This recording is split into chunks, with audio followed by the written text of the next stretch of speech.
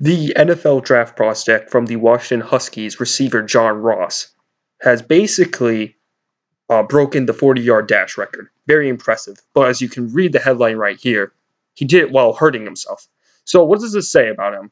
Well, first things first, he probably doesn't actually going to consistently run a 4.22. He's not. Okay, that's one thing about it. And when it comes to being Chris Johnson's time, he did beat Chris Johnson's time. The one thing about it though is Chris Johnson has sleeves on versus John Ross did not. And why that's a big deal is John Ross, it's a lot easier to run without sleeves on. Obviously, if you've ever seen track runners do it, they always have like a little they have no sleeves, and it helps them move their arms more. Well, Chris Johnson, obviously, he had sleeves on. So basically, when it comes to his throws, he obviously broke the record, but at the same time, though, Chris Johnson technically had a slight disadvantage to himself, a slight disadvantage, but still very impressive by John Ross.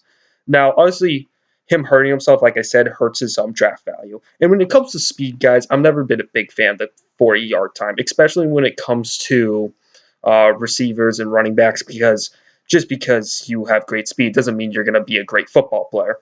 And when it comes to being a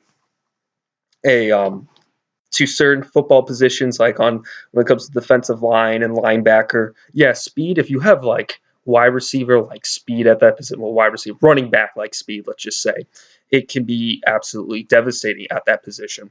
But sometimes people who have high speed at these skill set positions, like what receiver and running back, don't necessarily aren't really good. I mean, look at Jacoby Ford. Jacoby Ford ran a 4.2, and he kind of sucks. So and then you got Dry Archer. He ran a 4.2, kind of sucks. Now, I'm not saying John Ross is going to suck because there's plenty of guys who ran a 4.2 that were great. Randy Moss and then Deion Sanders, obviously, famously. Hell, Bo Jackson was rumored to have a 4.12.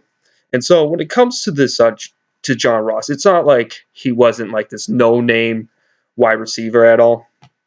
But I think the one thing about it is if you were a hardcore college football fan, you would probably know about him. He was one of the well-known wide receivers in the league in the sense that kind of like he played well, and usually, obviously, the people that usually play well, most people usually know about him that are hardcore fans of college football.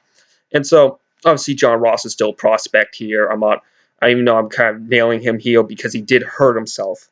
So, overall, when I think of John Ross, I haven't seen too much of the tape of him, but running a 4.22 obviously makes him look promising, and I feel like people who definitely run high 40s definitely get drafted a little bit higher just because of them, just that high 40 time. So, John Ross, good luck to you.